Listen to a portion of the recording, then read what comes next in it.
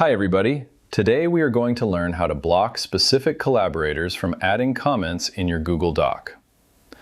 Google Docs permissions apply across the entire file level, but you can easily restrict specific collaborators by changing their role from commenter or editor down to viewer. First, open your document in Google Docs on your desktop web browser.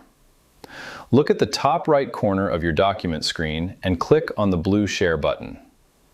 Inside the sharing pop-up window, locate the name or email address of the specific collaborator you want to restrict under the People with Access list.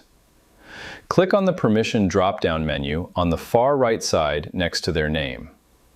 Select Viewer from the list to change their status from editor or commenter to View Only Access.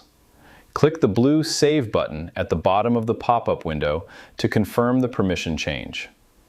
That specific collaborator will now be able to read the document content, but their ability to add new comments, reply to threads, or edit text will be completely blocked and disabled.